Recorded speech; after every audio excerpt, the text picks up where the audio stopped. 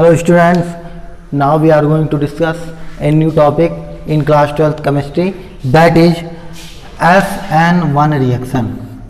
That is SN1 reaction. ठीक है, तो SN1 रिएक्शन का फुल फॉर्म क्या होगा? Nucleophilic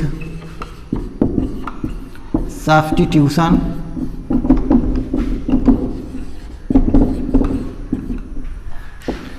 unimolecular reaction. ओके, मतलब क्या है? SN1 रिएक्शन का फुल फॉर्म है न्यूक्लियोफिलिक सब्स्टिट्यूशन यूनिमॉलिक्यूलर रिएक्शन. मतलब न्यूक्लियोफिलिक का मतलब जानते ही ना, न्यूक्लियोफाइल्स आएगा और किसी को क्या करेगा, उसको अपनी जगह से हटाएगा, रिप्लेस करेगा, that is called substitution. Unimolecular reaction का मतलब जो रेट होगा, जो रिएक्शन का रेट होगा, वो केवल एक रिएक्टेंट पर ही क्या करेगा, डिपेंड करेगा. ठीक है, जबकि SN2 में क्या था, दोनों पर डिपेंड करता था. अब यहाँ किस वाले पे डिपेंड नहीं करेगा, यहाँ ऐसे रिएक्टेंट पर नहीं डिपेंड करेगा जो क्या देगा, न्यूक्लियोफाइल देगा. किस पर डिपेंड करेगा, केवल जिस पर अटैक होगा, जो कार्बोकैटायन का फॉर्मेशन करेगा. ठीक है, अब SN1 रिएक्शन कितने स्टेप में होती है? SN1 रिएक्शन 2 स्टेप में होती है. कितने स्टेप में होती है? 2. ठीक है, फर्स्ट स्टेप में क्या होता है? फर्स्ट स्टेप में कार्बोकैटायन का फॉर्मेशन होता है, फॉर्मेशन ऑफ कार्बोकैटायन. ठीक है, कार्बोकैटायन का क्या होगा, फॉर्मेशन होगा. ठीक है, तो कार्बोकैटायन का फॉर्मेशन कैसे होगा? मान लीजिए हमने क्या ले लिया, CH3 और यहां पर ले लिया Br. ठीक है, अब हम सब जानते ही हैं कि ब्रोमीन क्या है, मोस्ट नहीं, मतलब कार्बन से तो ज्यादा इलेक्ट्रोनेगेटिव ही है. हमने क्या कहा था कि बॉन्ड के इलेक्ट्रॉनों को, जैसे इस बॉन्ड में कितने इलेक्ट्रॉन है, कोई बॉन्ड बनता है तो उसमें कितने कोवैलेंट बॉन्ड में कितने इलेक्ट्रॉन होते हैं? 2 बॉन्ड. बॉन्ड के इलेक्ट्रॉनों को अपनी तरफ अट्रैक्ट करने की पावर क्या कहलाती है? इलेक्ट्रोनेगेटिविटी कहलाती है. ठीक है, अब ब्रोमीन क्या करेगा, कार्बन का जो इलेक्ट्रॉन है उसको अपनी तरफ क्या करेगा, खींचने की कोशिश करेगा, और बॉन्ड क्या होता जाएगा, वीक होता जाएगा, और एक समय ऐसा आएगा कि ये बॉन्ड क्या हो जाएगा, ब्रेक. तो बॉन्ड जब ब्रेक होगा तो Br जाएगा, इस कार्बन वाले इलेक्ट्रॉन को भी लेकर निकल जाएगा. ठीक है, ऐसे क्लीवेज को हम हेटेरोलेप्टिक क्लीवेज कहते हैं. 11th में पढ़ा होगा कि जब बॉन्ड के दोनों इलेक्ट्रॉन कोई एक स्पीशीज लेकर बाहर निकल जाए तो उसे क्या कहते हैं, हेटेरोलेप्टिक क्लीवेज कहते हैं. अब इन दोनों इलेक्ट्रॉनों को ब्रोमीन क्या लेकर बाहर निकल जाएगा, तो ब्रोमीन पर क्या आ जाएगा, माइनस चार्ज, और जबकि कार्बन का तो चला गया, कार्बन ने तो क्या किया, गंवा दिया, तो कार्बन के ऊपर क्या आ जाएगा, पॉजिटिव चार्ज. ठीक है, तो बॉन्ड टूटेगा और ये स्टेप क्या होगी, स्लो. ये स्टेप क्या होगी, स्लो होगी. तो इस प्रकार अब क्या होगा, यहां पर कार्बोकैटायन का फॉर्मेशन होगा. ठीक है, जब कार्बन पर पॉजिटिव चार्ज आ जाता है तो उसे क्या कहते हैं, कार्बोकैटायन. मतलब एक इलेक्ट्रॉन की क्या होगी, इसके पास कमी होगी. पॉजिटिव चार्ज डिफिशियंसी को शो करता है, जबकि जो माइनस चार्ज होता है वो किसको, एक्सेस को शो करता है. ठीक है, तो मतलब कार्बन पॉजिटिव चार्ज आया, मतलब एक इलेक्ट्रॉन की इसको क्या है, कमी है. तो अब पॉजिटिव चार्ज अपने ऊपर, कोई भी स्पीशीज अपने ऊपर डिफिशियंसी बर्दाश्त नहीं कर सकती है, तो कार्बन क्या करेगा, तुरंत रिएक्शन करना चाहेगा.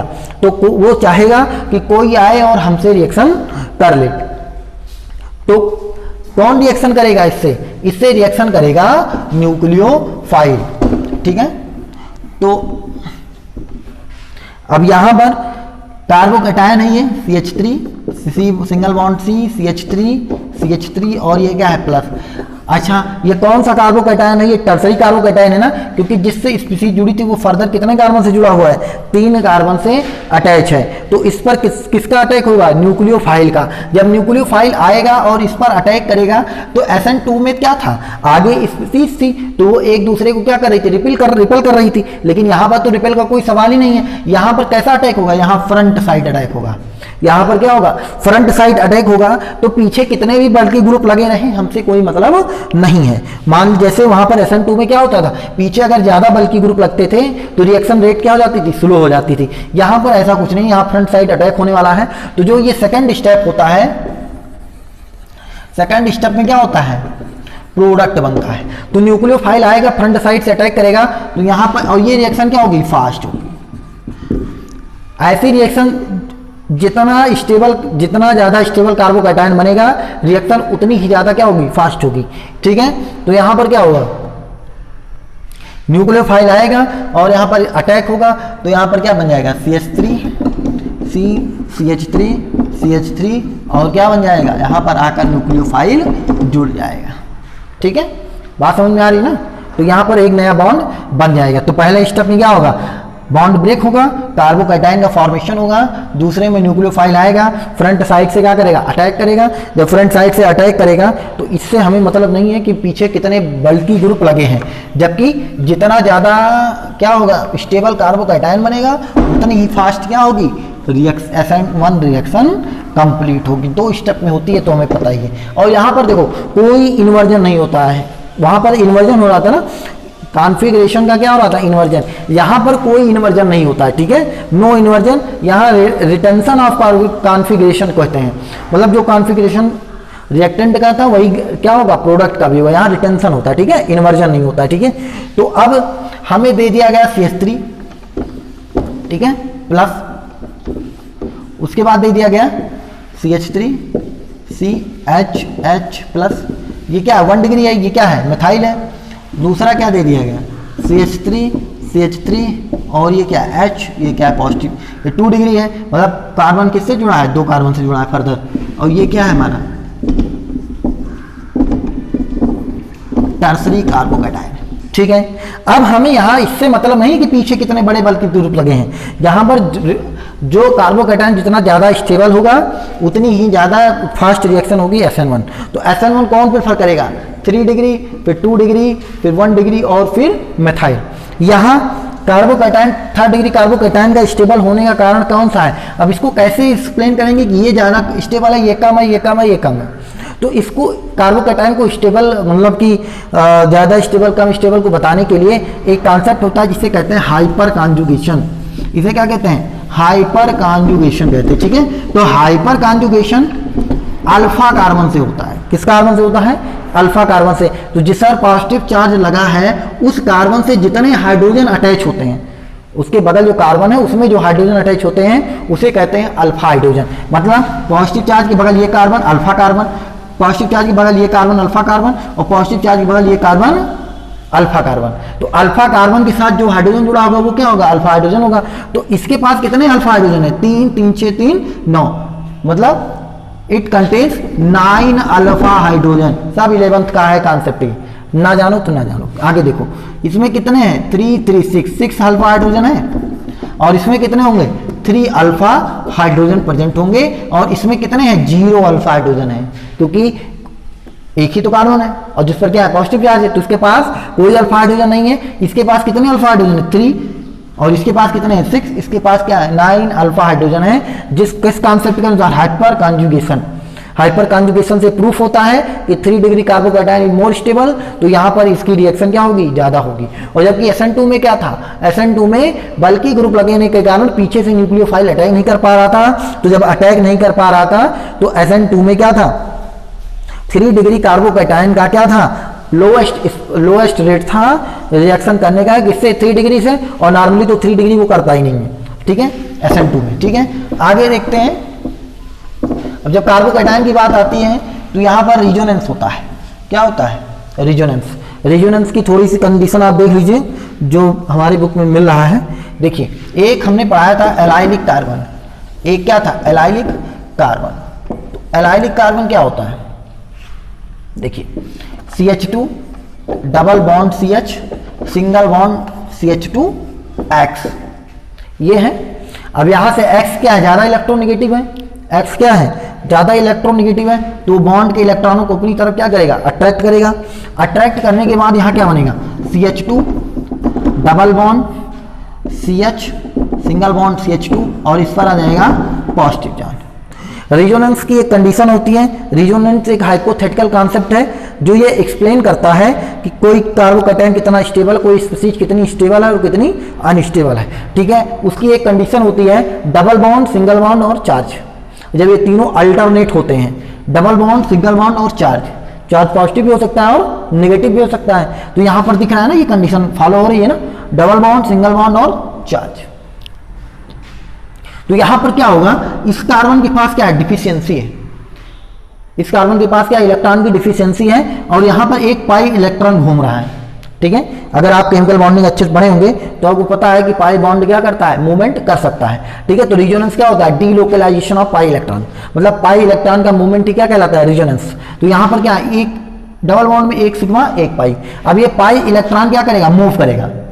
इस डिफिशियंसी को कंप्लीट करने के लिए ये पाई इलेक्ट्रॉन क्या करेगा, आगे की तरफ मूव करेगा।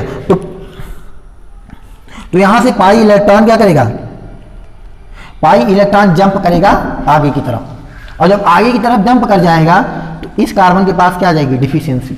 इस कार्बन के पास क्या आ जाएगी, डिफिशियंसी। और हमने बताया था एरो लगाना केमिस्ट्री में ढंग से सीख लो।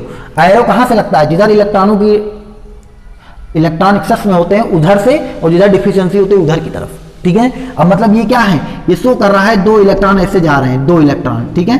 एक कंप्लीट एरो 2 इलेक्ट्रॉन के मूवमेंट शो करती है, और हाफ एरो क्या शो करती है, 1 इलेक्ट्रॉन के मूवमेंट को। तो कहने का मतलब पाई के जो 2 इलेक्ट्रॉन वो आगे तरफ शिफ्ट हो रहे हैं, तो इस कारण को हो जा रही है डिफिशियंसी। तो अगला रिजोनेटिंग स्ट्रक्चर क्या बनेगा, CH2 plus single bond CH, double bond क्या है, CH2। बात समझ में आ रही ना, मतलब पाई इलेक्ट्रॉन आगे की तरफ मूव करेंगे तो यहाँ डबल बॉन्ड हो गया, और यहाँ पर क्या आ गई, कार्बन इलेक्ट्रॉनों की डिफिशियंसी। तो इसका कितने रिजोनेटिंग स्ट्रक्चर बन रहे, 2। और एक कॉन्सेप्ट याद रखना, higher the resonating structure higher the stability, ठीक है। तो यहाँ पर इस चीज को आप समझ गए होंगे कि इस तरीके से स्टेबिलिटी आती है, ठीक है।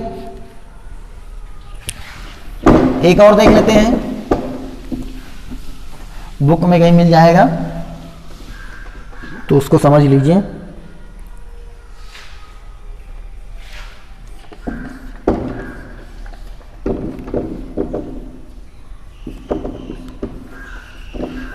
CH2 प्लस, ठीक है। अब ये देखिए बेंजीन रिंग है, बेंजीन रिंग में 3 बॉन्ड हमें दिख दे रहे हैं और एक पॉजिटिव चार्ज दिख रहा है। हमने रिजोनेंस की एक कंडीशन अभी आपको बता दी, कई कंडीशंस होती हैं लेकिन एक यहाँ पर दिख रही है जो हम मुझे बता रहे हैं, इसका डिटेल 11th में ही है, ठीक है। अब यहाँ पर देखिए डबल बॉन्ड, सिंगल बॉन्ड और चार्ज अल्टरनेट है। इस कार्बन पे क्या डिफिशियंट, ये कार्बन ये है, एक कार्बन ये है, ठीक है, दिख नहीं रहा लेकिन है। तो इस कार्बन के जो पॉजिटिव चार्ज है डिफिशियंसी, इसको कंप्लीट करने के लिए पाई इलेक्ट्रॉन्स का क्या होगा, मूवमेंट। तो पाई इलेक्ट्रॉन यहां से क्या करेंगे, मूव करेंगे इस बॉन्ड की तरफ, ठीक है। ये जो डबल बॉन्ड का पाई इलेक्ट्रॉन है आगे की तरफ इस कार्बन पे क्या करेगा, मूव करेगा इस कार्बन की डिफिशियंसी को पूरा करने के लिए। और एक चीज याद करना, डायरेक्टली बता दे रहे हैं कि जो आवेश है उसको आप पीछे या आगे थर्ड कार्बन पे शिफ्ट कर देना, ठीक है। कुछ सोचने की जरूरत नहीं, कहाँ डिफिशियंसी हो रही कहाँ नहीं। जब बेंजीन रिंग वाला सिस्टम आ जाए तो केवल आगे पीछे, भाई जिधर शिफ्ट करना है उधर तीसरे कार्बन शिफ्ट कर देना। अब यहाँ पर एक्सेस था, आगे की तरफ शिफ्ट हुआ तो डिफिशियंसी किधर आएगी, पीछे की तरफ। तो आपको चार्ज को कहाँ शिफ्ट करना होगा, पीछे की तरफ। कितने कार्बन पीछे, थर्ड, मतलब थर्ड कार्बन पे। तो 1, 2 और 3। तो यहाँ पर जो रिजोनेटिंग स्ट्रक्चर बनेगा वो कैसा बनेगा, ये देखिए 2, और यहाँ पर क्या आ जाएगा, डबल बॉन्ड, और ये क्या हो जाएगा, CH2।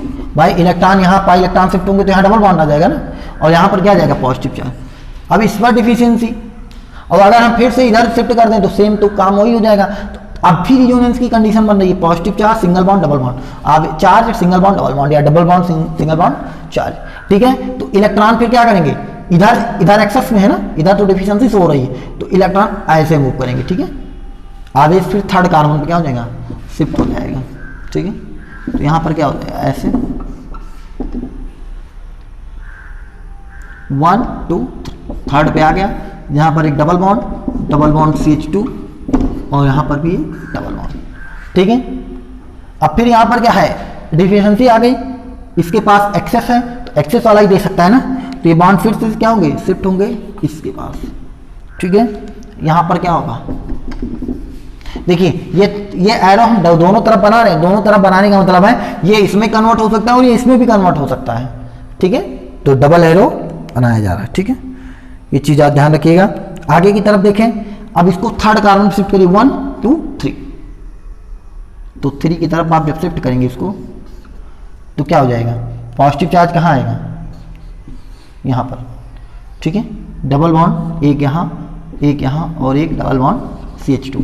अब फिर देखिए charge single bond double bond, फिर अब ये चार्ज, अब ये इधर एक्सेस है ना, एक्सेस किधर है, डबल बॉन्ड के पास। तो ये इधर इलेक्ट्रॉन क्या होंगे, शिफ्ट होंगे, और एक नया रिजोनेटिंग स्ट्रक्चर बनेगा इस तरीके से, ठीक है। ठीक है, ये डबल बॉन्ड और सिंगल बॉन्ड CH2+। देखिए हम घूमकर फिर वहीं पर आ गए, जो कंपाउंड शुरू में था जो वही आखिरी में भी हमको मिला, लेकिन डबल बॉन्ड की पोजीशन देखिए चेंज हो गई। पहले डबल बॉन्ड किस किस नंबर पे था, अब कहाँ पर है, चेंज हो गई ना। तो इसे कहते हैं रिजोनेटिंग स्ट्रक्चर्स। तो जितने ज़्यादा रिजोनेटिंग स्ट्रक्चर बनेंगे उतनी ही ज़्यादा क्या होगी, स्टेबिलिटी होगी। अब यहाँ पर न्यूक्लियोफाइल जो मोस्ट स्टेबल आपको दिख रहा होगा वहाँ पर क्या कर देगा, अटैक कर देगा। ठीक है, तो ये रिजोनेटिंग स्टेबलाइज कंपाउंड है। ठीक है, तो इस चीज़ को आप समझ लीजिए, रिजोनेटिंग स्ट्रक्चर बनाना सीख लीजिए। कोई प्रॉब्लम हो तो बता दीजिए, क्योंकि पूरी केमिस्ट्री में रिजोनेंस, हाइपर कॉन्जुगेशन, ठीक है, plus I effect, minus I effect, जो पूरा 11th का पार्ट है उसको आप रिवाइज कर लीजिए अच्छे से, क्योंकि पूरे ऑर्गेनिक केमिस्ट्री में यही चलने वाला है। ठीक है, तो अभी के लिए बस इतना ही।